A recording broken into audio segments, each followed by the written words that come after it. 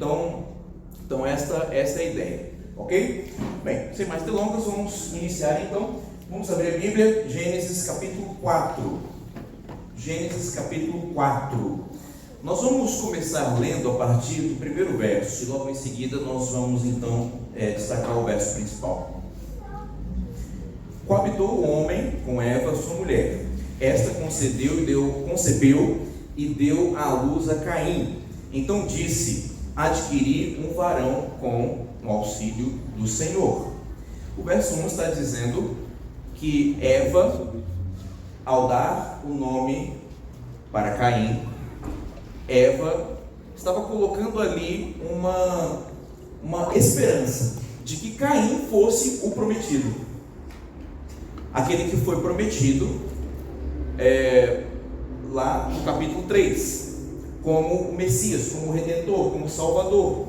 Então, alguns comentaristas acreditam que quando Eva deu este nome para Caim, Eva acreditava que Caim seria o Salvador, Caim seria o Redentor, mas nós sabemos que não foi bem assim, né?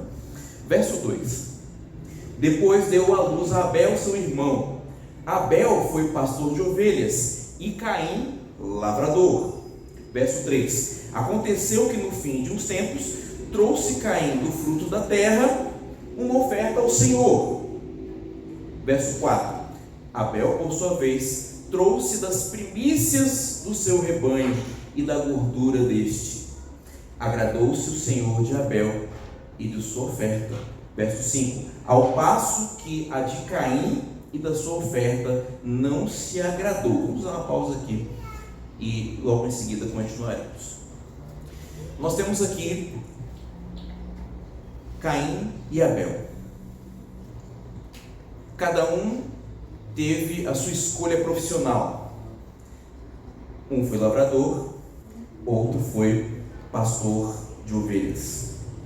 Observe que Caim, ele trouxe para Deus a sua oferta, talvez até ele estivesse bem intencionado, mas Deus se agradou da oferta de Abel, porque Abel, em primeiro lugar, fez o que o Senhor havia ordenado, e Abel trouxe das primícias do seu rebanho. Então, nós temos aqui a demonstração de uma dedicação, a demonstração de um carinho especial, da obediência de Abel em relação ao mandamento de Deus. Portanto, Deus aceitou a oferta de Abel, ao passo que a oferta de Caim, Deus rejeitou. Mas Deus, em sua misericórdia, Deus em seu amor, embora não tenha aceitado a oferta de Caim, Deus o aceitava como filho. Vejam só os versos, o texto que se segue. Irou-se, pois, sobremaneira Caim, e descaiu-lhe o semblante. Verso 6: então lhe disse o Senhor: por que andas irado, e por que descaiu o teu semblante? Que tipo de emoções, tendo como base este verso, Caim provavelmente havia experimentado? O que você acha? Que tipo de emoções Caim experimentou naquele momento, quando percebeu que a sua oferta não for aceita e a oferta de Abel for aceita? O que vocês acham? Inveja. O que mais? Raiva. A Bíblia colocou aqui ira. A ira faz parte da família da emoção. Raiva. E o que mais? Frustração. Descaiu-lhe o seu semblante. Muitas vezes essa expressão descair o semblante tem o significado de raiva, de ira, mas também tem o significado de tristeza, profunda tristeza. Portanto, nós observamos aqui um turbilhão de emoções que Caim estava experimentando naquele momento, mas Deus se aproxima de Caim. Deus rejeita a oferta, mas Deus não rejeita a pessoa. Então Deus se aproxima de Caim. E como os psicólogos fazem, Deus fez uma pergunta retórica. Repito, por que descaiu-se o seu semblante? Por que andas irado? Deus sabia o porquê, mas Deus desejava que Caim refletisse sobre o seu comportamento. Deus desejava que Caim refletisse sobre os seus pensamentos, sobre as suas emoções. Por isso Deus faz esta pergunta no verso 6: por que andas irado e por que descaiu o teu semblante? E agora vem o verso 7: se bem fizeres, não é certo que serás aceito? E se não fizeres o bem, o pecado jaz à porta, e sobre ti será o seu desejo, mas sobre ele deves dominar. Meus queridos, nós conhecemos o desfecho dessa história. Apesar das aproximações de Deus em relação a Caim, Caim não conseguiu dominar o seu desejo. Caim não conseguiu dominar os seus impulsos. Caim não conseguiu dominar as suas emoções. Esse versículo nos lembra que nós sempre temos uma escolha: ceder aos impulsos ou dominá-los. É muito importante que a gente compreenda que Deus olha para nós e diz: se você fizer o que é certo, você vai ser aceito. Mas, se você persistir em escolhas ruins, o pecado jaz à porta. Interessante que nós temos uma expressão parecida lá no Apocalipse, não é? Quem é que está à porta e bate? Jesus. Eis que estou à porta e bato. Se você abrir a porta, eu vou entrar. Mas da mesma forma que Jesus está à porta do seu coração, o pecado também está. O pecado também está. Se nós não conseguimos controlar nossas emoções e desejos, o pecado jaz à porta. Cumpre a nós, diz Deus, dominar os nossos desejos, dominar os nossos pensamentos, dominar as nossas emoções. Nós sabemos que nós vivemos em um mundo caótico, onde controlar as nossas emoções se transformou em um verdadeiro desafio. O ritmo acelerado da vida, as cobranças, as comparações, os conflitos, tudo isso nos deixa com as emoções à flor da pele. As emoções estão por um fio. Nós somos constantemente bombardeados por informações o tempo todo, uma enxurrada de conteúdos, notícias, imagens, opiniões. Tudo isso faz com que cada informação que nós venhamos a receber desperte em nós reações emocionais, como medo, ansiedade, indignação, tristeza, raiva. Se nós não compreendermos o que nós estamos sentindo, nós vamos ter graves problemas. Reside o perigo: se não entendermos nossas emoções, não saberemos como lidar com elas. Uma criança, quando nasce, é um turbilhão de emoções, não é verdade? Mas a criança não consegue controlar suas emoções. A criança vai aprender a controlar suas emoções pelo ensino dos adultos e também pelo exemplo. Infelizmente, nós temos percebido que muita gente não aprendeu a controlar suas emoções e muitos agem como crianças incontroladas. Bem, existe um texto bíblico que é Provérbios capítulo 25, verso 28. Eu gosto muito desse verso. Com uma cidade derrubada sem muro, assim é o homem que não tem domínio próprio.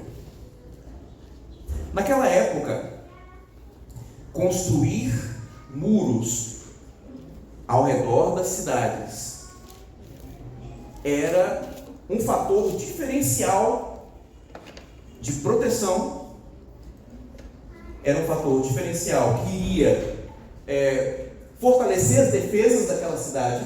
Hoje em dia não existe isso, principalmente aqui em países livres, não é verdade?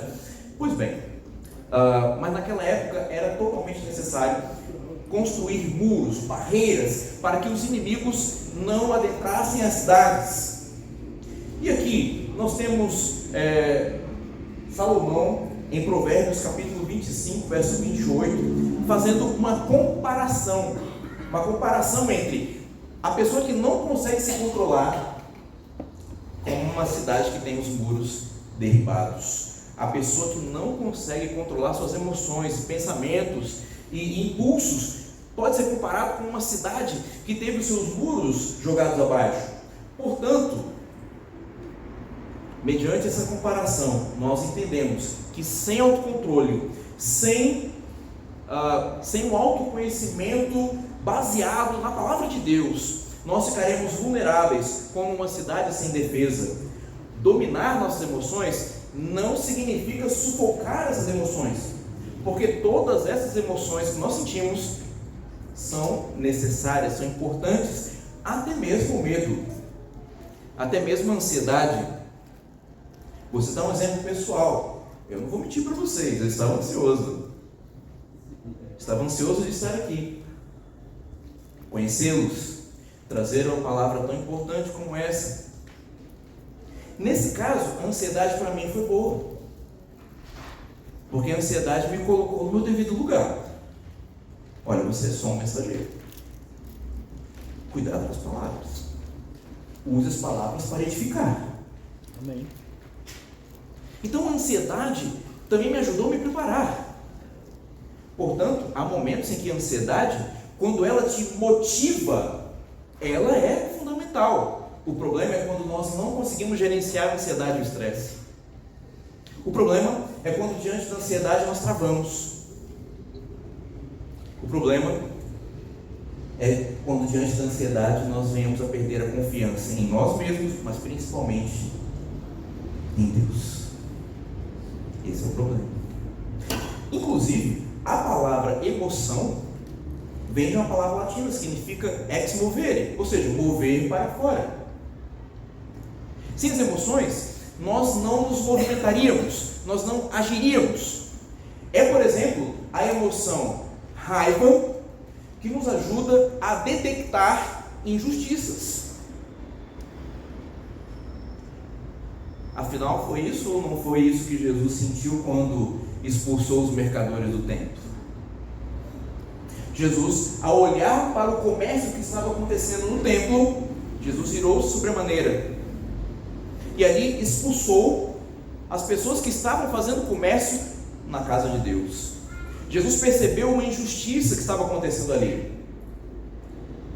uma injustiça de que as pessoas pobres, necessitadas, elas estavam dando lugar aos mercadores. Os mercadores estavam ocupando o lugar das pessoas que iam adorar a Deus. Então Jesus se irou sobremaneira e expulsou os mercadores dali. Então nós podemos usar este fato da vida de Jesus como argumento para mencionar que o problema não é a raiva. Sentir raiva não é o problema. O problema é quando nós manifestamos essa raiva.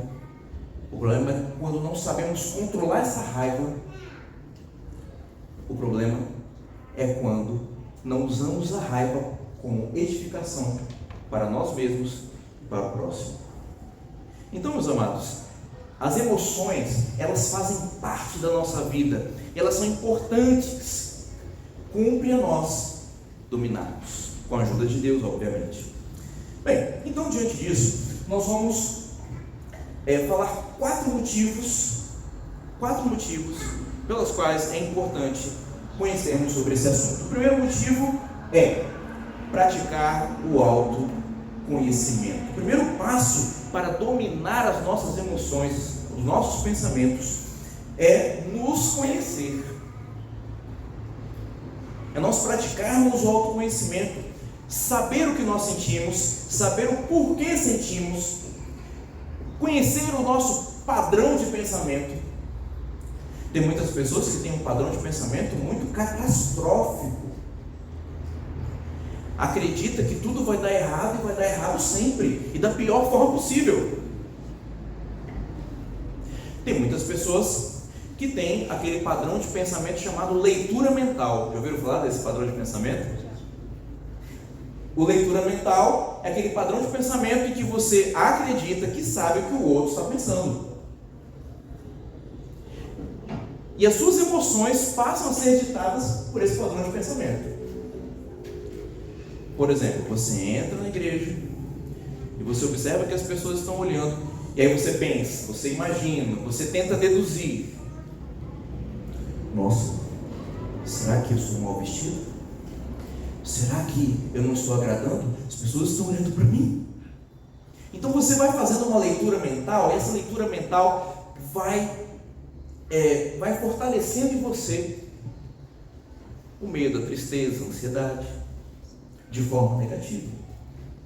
Então, vamos tomar cuidado com os nossos padrões de pensamento que nos atrapalham, inclusive, de se relacionar com as pessoas da forma correta, que atrapalham a nossa comunhão com Deus, de uma certa forma. Estão observando?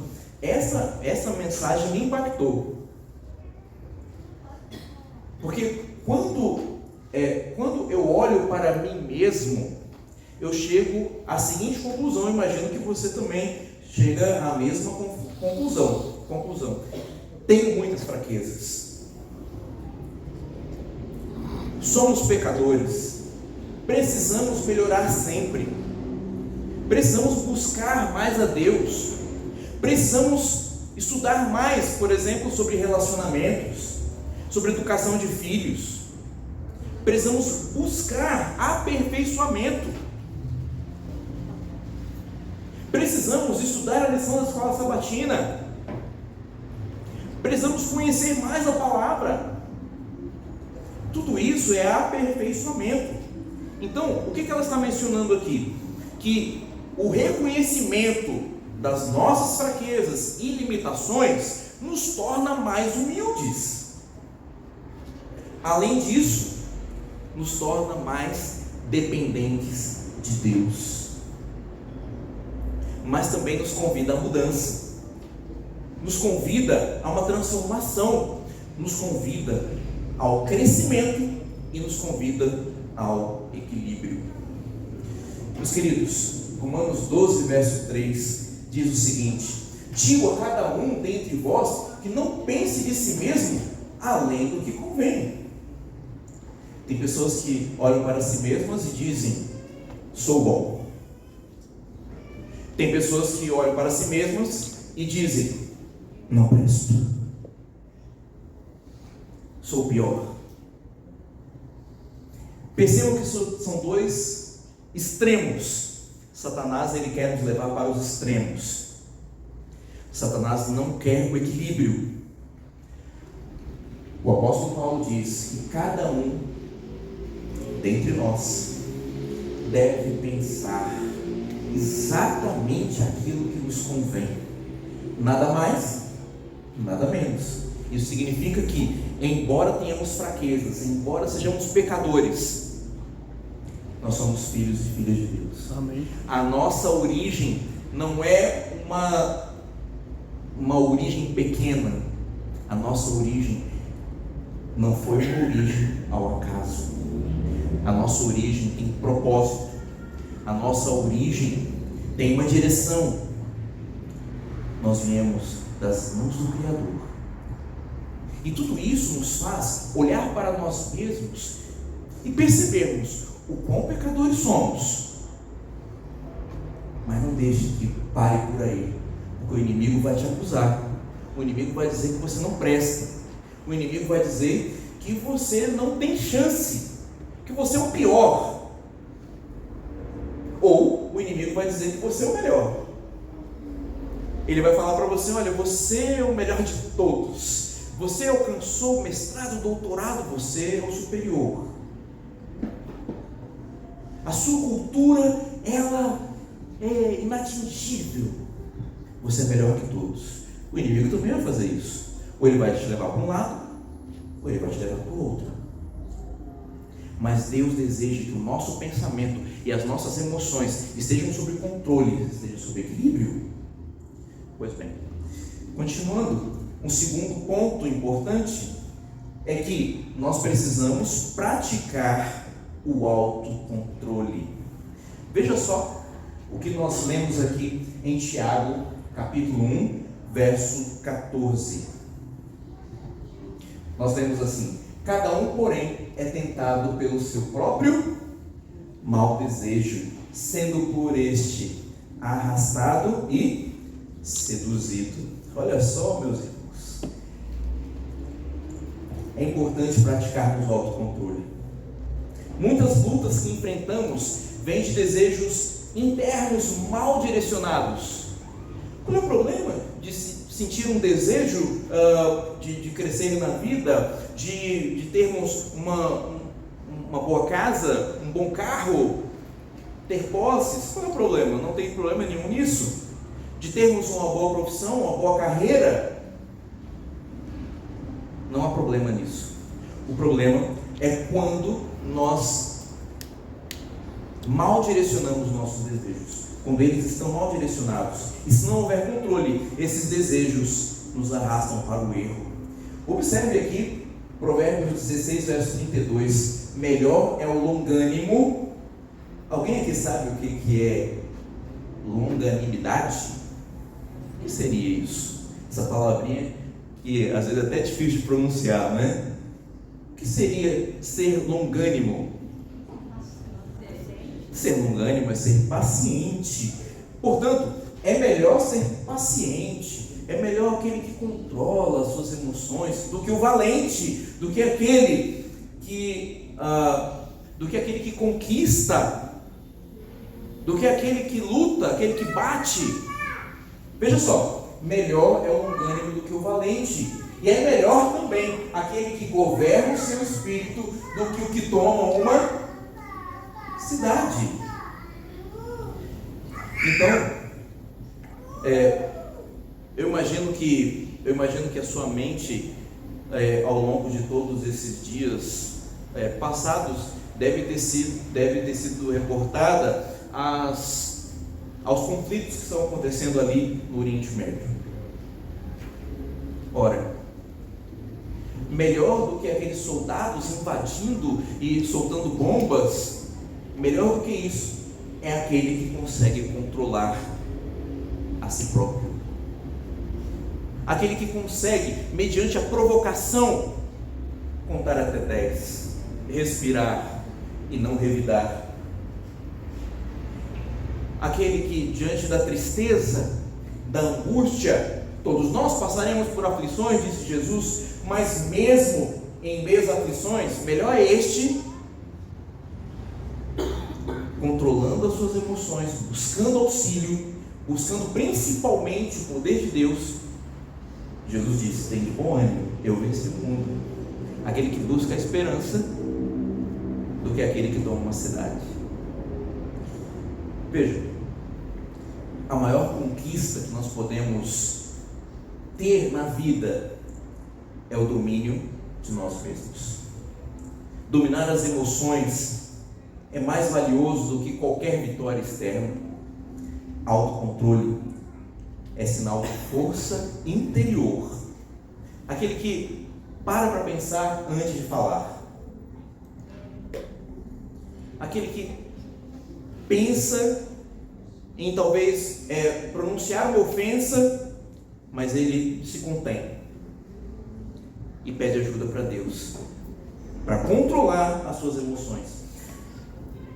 Por que muitas pessoas têm dificuldade com isso? Primeiro, porque nós temos uma genética e nós herdamos muitos dos nossos traços familiares. Não estamos aqui culpando os nossos pais e avós, etc. Não é isso. Mas nós herdamos uma genética, isso é um fato. Entretanto, apesar da genética, nós podemos ter histórias de aprendizado, e essas histórias de aprendizado muitas vezes não contribuem para o controle emocional. Por exemplo, Vamos imaginar que você vai ao supermercado com o seu filho. E lá, o seu filho olha algo que ele quer muito.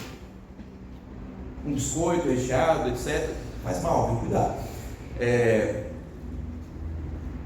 E aí você diz, não filho, esse biscoito vai... não, agora não. E aí ele começa a fazer uma birra. Ele vai e diz, não, eu quero, preciso. Eu vi lá na televisão, meus amigos estão comendo desse mesmo biscoito recheado. E começa a fazer a birra. Aí você diz, não, vai fazer mal para você. Agora não, nós não almoçamos ainda. E a birra se intensifica e a criança se joga no chão. E aí, o que acontece? Você, para não passar muita vergonha, você vai lá e pega o biscoito que ele quer. Aí, alguns dizem assim, nossa, mas que criança gostosa, que criança problemática. Quando na verdade a gente percebe que quem está ensinando a criança a fazer birra é você. Porque se ela faz birra e você cede, a criança entende o quê? Ela entende que se ela fizer birra, você vai ceder. Então perceba que a história de aprendizagem que nós temos quando crianças não favorece o autocontrole. Nós pais precisamos quebrar esse ciclo e ensinar aos nossos filhos o autocontrole. Mas continuando aqui,